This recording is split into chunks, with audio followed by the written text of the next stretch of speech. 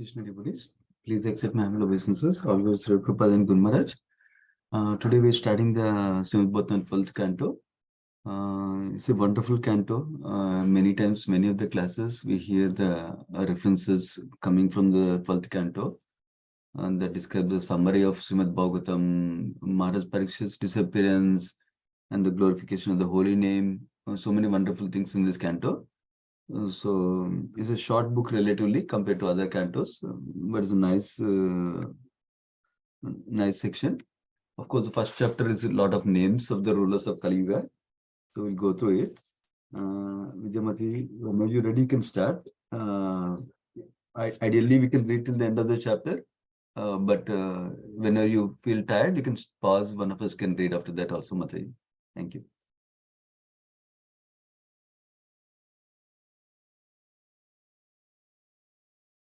I think it's Vidya Mataji today. Let me see if you can unmute or not.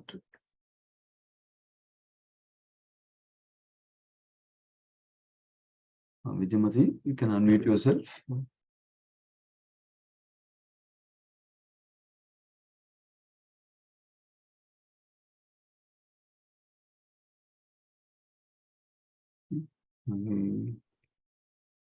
She stepped away for a minute. Let us see. Vidyamati, are you there?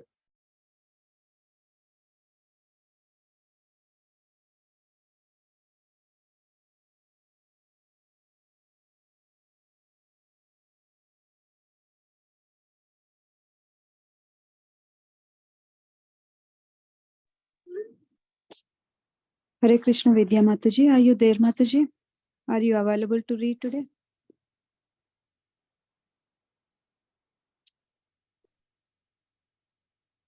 Shall we can able to unmute? So are you able to do that?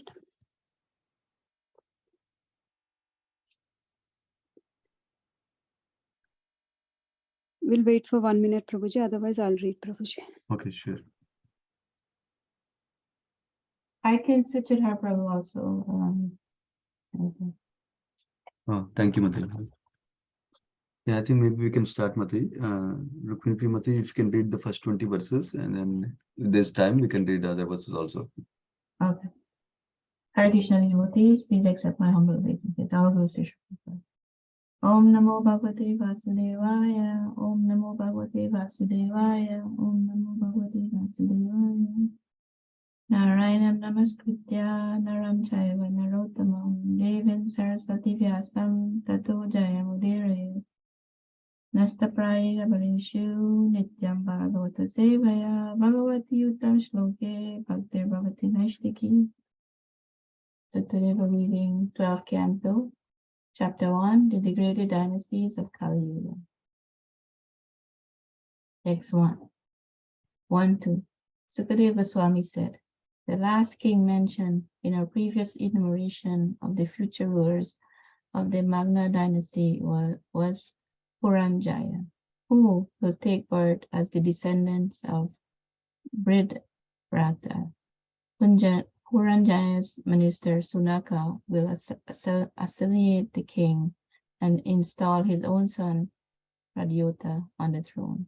The son of Pradyota will be Palaka, his son will be Vishaka Yupa, and his son will be Rajaka.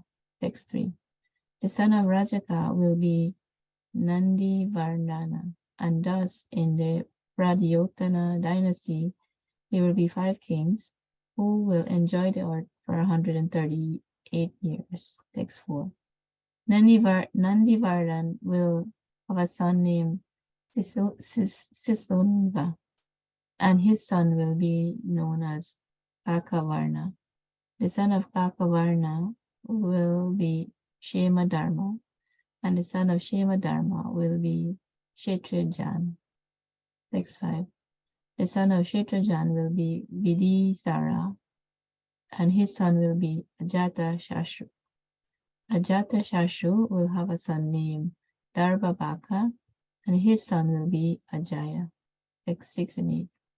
Ajaya will father a second Nandivarna, whose son will be Maha Anandi, O best of the Kurus. These 10 kings of the Susanga dynasty will rule the earth for a total of 360 years during the age of Kali. My dear Parikshit, King Mahan Andi will father a very powerful son in the womb of a Sudra woman. He will be known as Nanda and will be the master of millions of soldiers and fabulous wealth. He will wreak havoc among the Kshatriyas, and from that time onward, virtually all kings will be irreligious Sudras. The Lord of Mahapadma, King Nanda, will rule over the entire earth just like the second Parashurama, and no one will challenge his authority. Text 10. He will have 8 sons, headed by Sumala, who will control the earth as powerful kings for 100 years. Text 11. A certain Brahmana, Chanaka, will betray the trust of King Nanda and his 8 sons and will destroy their dynasty. In their absence, the Mauryas will rule the world as the age of Kali continues. Text 12. This Brahmana will enthrone Chandragupta, whose son will be named Varisara. The son of Varisara will be Ashokvardhan. Text 13. Ashokvardhan will be followed by Suyasa, whose son will be Sangvata. His son will be Salisuka. Salisuka's son will be Soma Arama. And Soma Arama's son will be Saddharma. His son will be known as Vridrata. Text 14. O best of the Kurus, these 10 Mayur kings will rule the earth for 137 years of the Kali.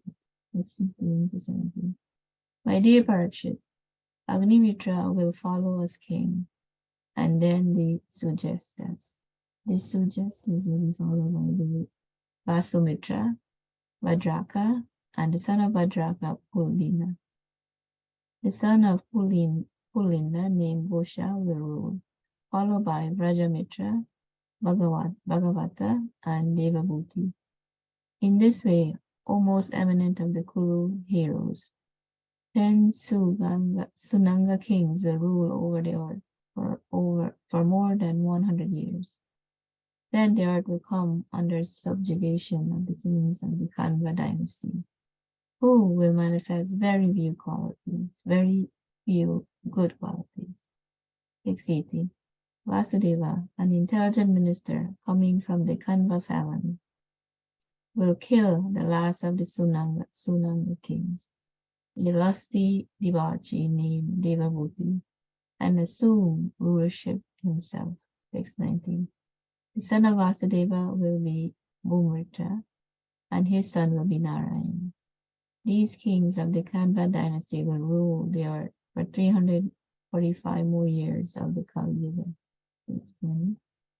The last of the Kanvas, Surama, will be murdered by his own servant, Bali, a Loka Sudra of the Andhra race. The most degraded Maharaj Bali will have control over the earth for some time. So Prabhu, you said I should stop at 20? Yeah, Srimati, you finished 20th verse so far? Yeah. Okay, yeah. Somebody would like to read a few more verses? From 21st verse? I can continue with Sure. I'm sorry, I'm pronouncing the names wrong, but No problem, no problem. I can read, Prabhuji. Sure, Mata, yeah. From 21st verse we can start, Mata. Sure, Prabhuji. 21st Until end of the chapter, it's okay, because the Lord, most of them are Okay. names. Sure, Prabhuji. Text 21 to 26. The brother of Bali, named Krishna, will become the next ruler of the earth. His son will be Santakarna, and his son will be Paurnamasa. The son of Paurnamasa will be Lambodara, who will father Maharaja Chibilaka. From Chibilaka will come Meghaswati, whose son will be Atmana. The son of Atmana will be Anishtakarma. His son will be Haleya, and his son will be Talaka. The son of Talaka will be Puri Sabhiru, and following him, Sunandana will become king. Sunandana will be followed by Chakora and the 8 Bahus, among whom Shivaswati will be a great subduer of enemies. The son of Shivaswati will be Gomati. His son will be Puriman, whose son will be made a Sira. His son will be Sivaskanda, and his son will be Egnasri.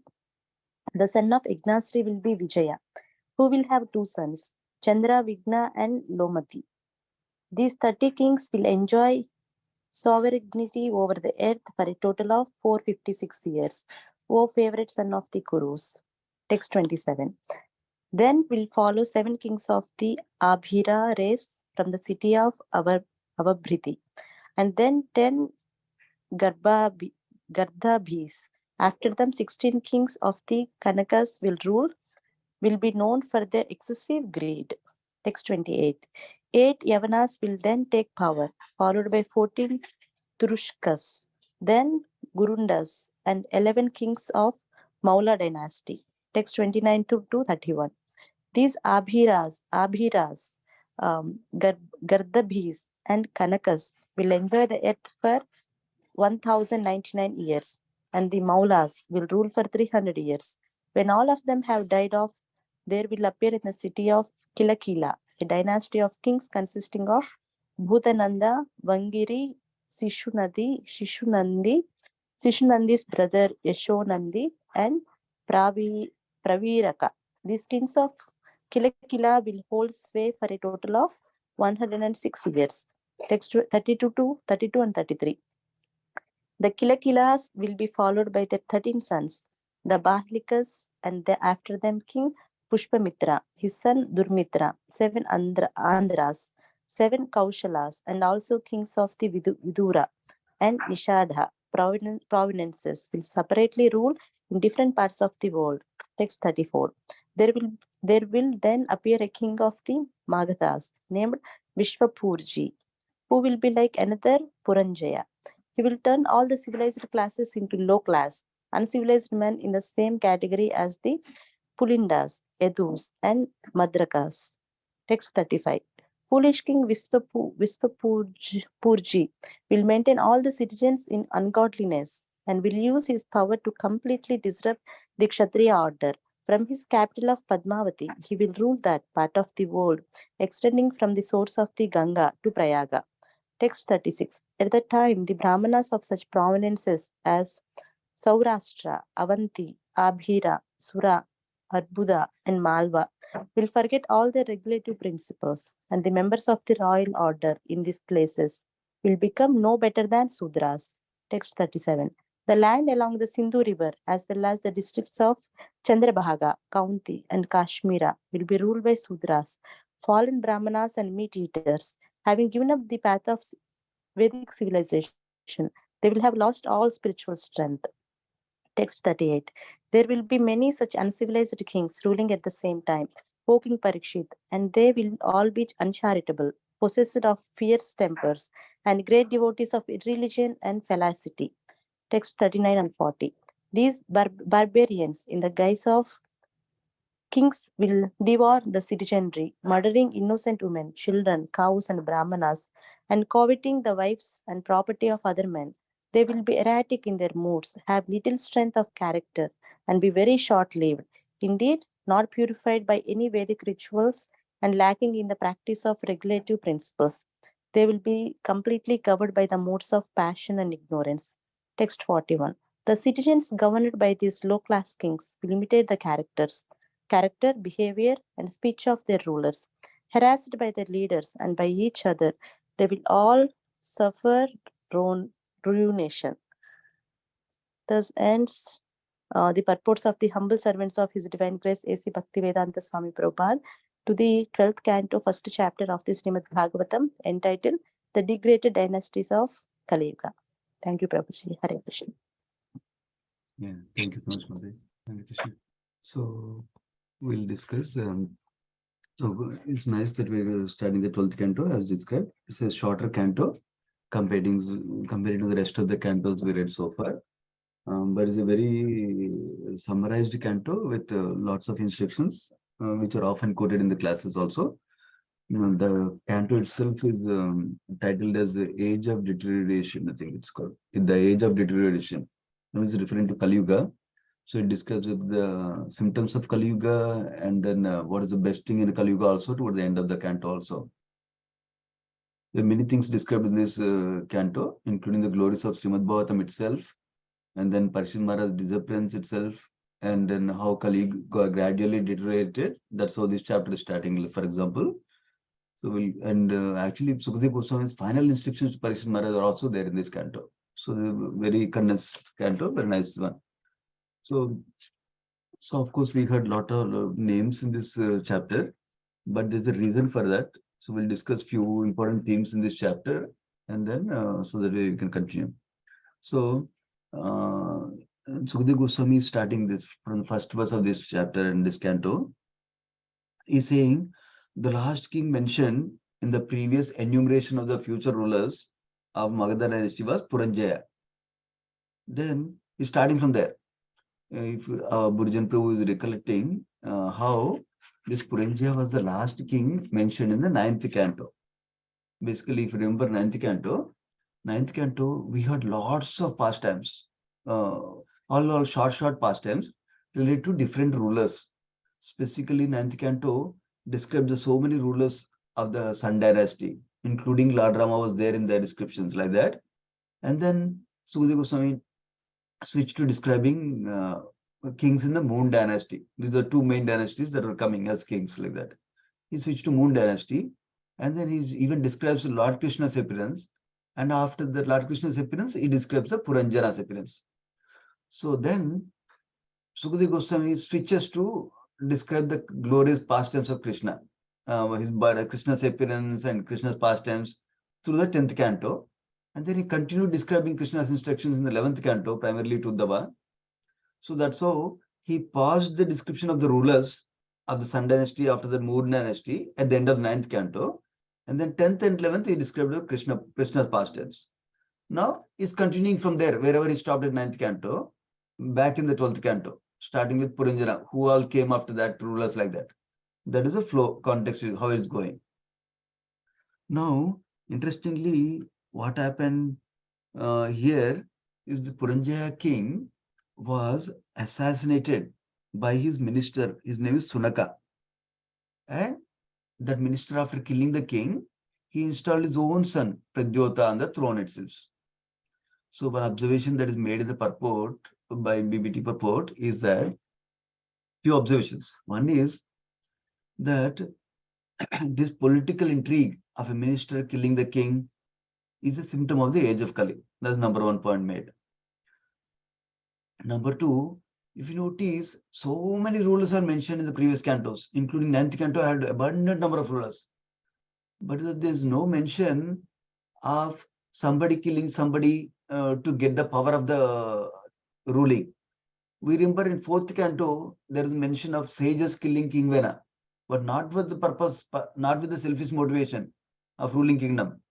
For the benefit of the citizens, they killed that impious King Vena, like that. But this is the first time we are hearing somebody killed somebody to get the power. So that is a symptom of Kali Yuga. That's also being highlighted in the BBT purport.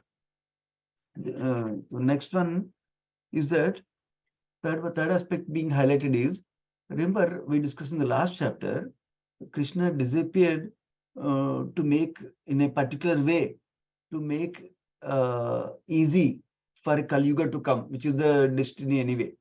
So that way all the impious souls will be there like that.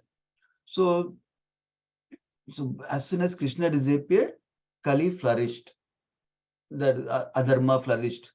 Through this chapter, we'll see how that happened, how that Kali increases, Kali increasing, influence of Kali is increasing, how adharma is really increasing like that. We'll see the sequence in this chapter. So we'll not go through all the names in each of the verse. I'll go through some of the themes that are highlighted in some verses and some purports like that. So now we can watch this theme, how Kali Yuga symptoms are manifesting as the different rulers are being described in this chapter. So now going forward, that Puranjana is killed by Sanaka minister, and he established his own son as minister, as king. His name was Pradyota. And then Pradyuta's descendants are described one by one like that.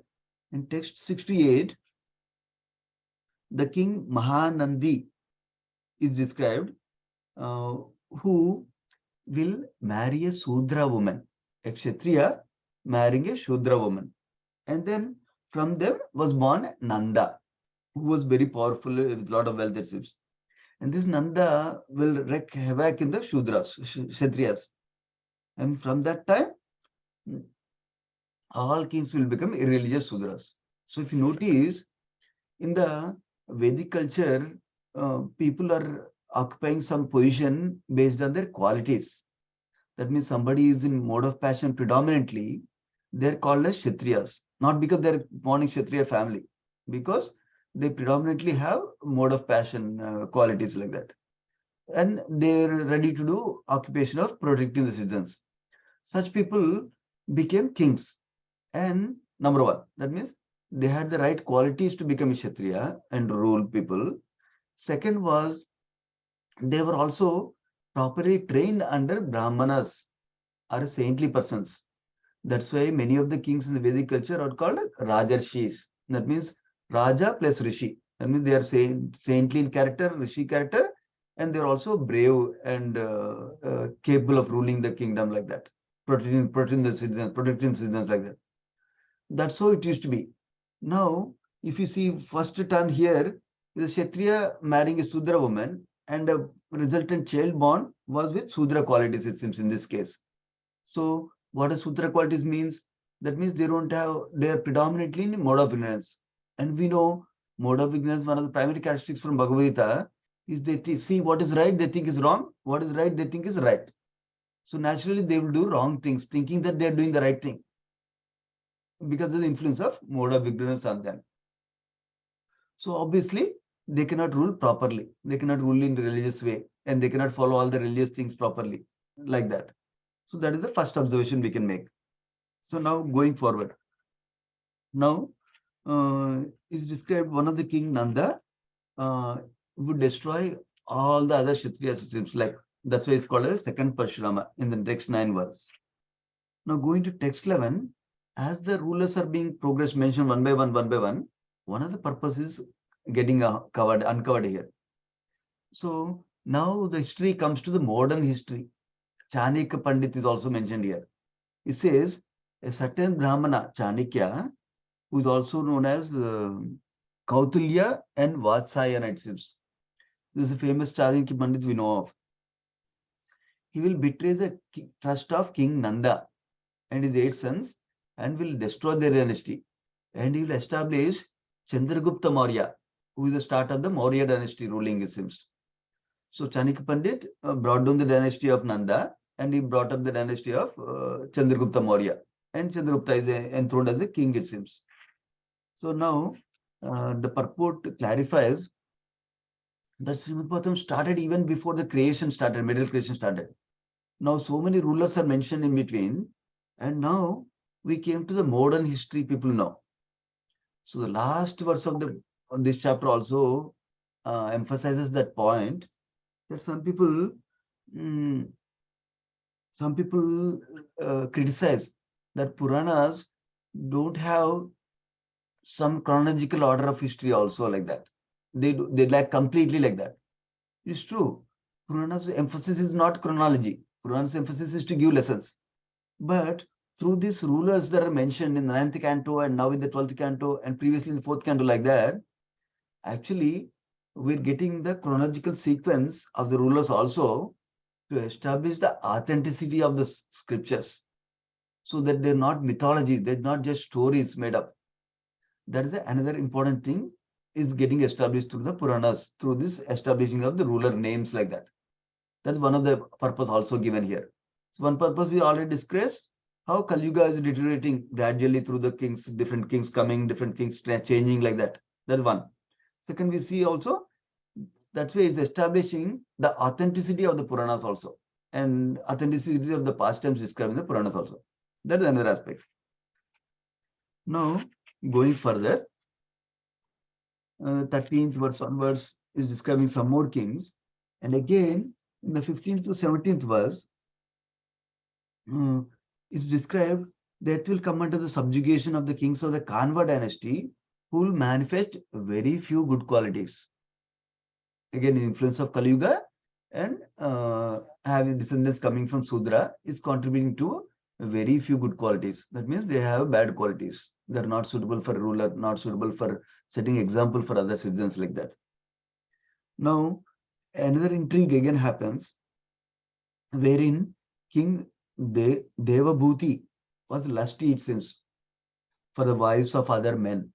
So what happened? Again, his minister will assume, killed him, it seems, kill the king and assume leadership and starting the Kanva dynasty. So this is another how Kali Yuga, basically there all the intrigues are happening in the Kali Yuga basically. Now, then another one of the kings of the Kanvas, his name is Susharma, is murdered by his own Sudra servant by name Bali again. That is again one more Sudra becomes top of the chain, basically top of the leadership like that. So that's how uncultured, impious men started ruling, and that's how they're setting a bad example for citizens. So that's how the Kali Yuga deteriorated further and further and further, like that is going on. Now go to 27th verse. Yeah, 16 kings of the Kankas will rule, and they will be known for their excessive greed, it seems. This is also not a quality of more good quality for king. They're motivated by greed, so they will do wrong things that are irreligious also. Now that further rules are being described one by one next set of verses, and going to text 34 is described. There is a king of Magadhas by name Viswaspurji, who will be like another Puranjaya. He will turn all the civilized classes into low-class uncivilized men, it seems. So it's not helping the civilization to raise their consciousness, but is degrading their consciousness, basically. The foolish king, Vispurji, will maintain all the citizens in ungodliness. That means God is not in the picture, and will use his power to completely disrupt the Kshatriya order, it seems. So he's not following religious principles properly. And 36 also describes, at that time, the Brahmanas of such provinces will forget all the regulated principles. So far, we heard how Kshatriyas became Kshatriyas ruling the kingdom changed to Sudras ruling the kingdom who don't have good qualities like that we discussed so far. Now, another theme emerging out is even the Brahmanas in their kingdoms, because of the improper ruling, they're not following the religious principles, it seems, regulative principles and religious principles. So the royal order naturally became no better than Sudras, because there's no guidance of Brahmanas also who are following properly. If Brahmanas don't follow their sadhana properly, they cannot guide properly. If they cannot guide properly, then other persons will degrade consciousness only. That's another theme we can observe here. So the next verse is describing how the earth will be ruled by different Sudras, fallen Brahmanas, and meat eaters also. So having given up the path of Vedic civilization, they will have lost all spiritual strength. Because if you have spiritual strength, then you can guide somebody, you can protect somebody like that. Even for us practicing devotees, if you do sadhana nicely, and then if you practice our devotion nicely, then we can extend protection to our own dependents, like wife or children, like that. Otherwise, what can we offer? Even if you want to share with others, we need to have some potency. That comes with mercy of Krishna by our sadhana and by the mercy of spiritual master. Now, that text 38 describes many such uncivilized kings. Uncivilized usually means they don't follow Vedic regulations. Uncivilized kings ruling at the same time, they will all be uncharitable. That is one of the symptoms being described. They will not give charity. And they possessed of fierce tempers. They cannot control the mind and the moods. And then they become great devotees of what? Of irreligion and falsity. That means they're hypocritical. They'll show up something, they do something else like that. And they propagate irreligion. That means they're not following religious principles like that. Going to 3940. So such barbarians in the guise of kings will murder innocent women, children, cows, and brahmanas. Basically, whatever is respected in Vedic culture, they're not respecting anymore. women, children, cows, brahmanas, they're not respecting, they're causing harm to them. And they want to covet somebody's wives like that. And they want to take the property of other men like that. That kind of kings are ruling. And they'll be erratic in their moods. That means they're not in mode of goodness. And they have little strength of character also. And they will be very short-lived. And they will not be purified by any Vedic rituals. And they will not practice any regulatory principles.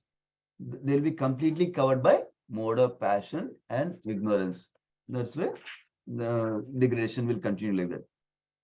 So, going to the, I think the last verse of this chapter, it says, the citizens governed by these low-class, uncivilized kings will imitate the character, behavior, and speech of their rulers. Remember, Krishna also says in Bhagavad Gita, whatever great person does, common people follow. So if their great person in their lives is the kings, and they're out of character, they're not following religious principles, what will happen? They will also follow the character of that uncivilized people, behavior and speech of those uncivilized people, and they will also be degraded basically. They will be harassed by the leaders, that described in the previous verse also, and by each other also. So they will all suffer ruination like that is described. So the purport, BBT purport of this chapter, last verse of this chapter, concludes with something interesting. First is we already talked about, which is 9th canto ended with Puranjaya.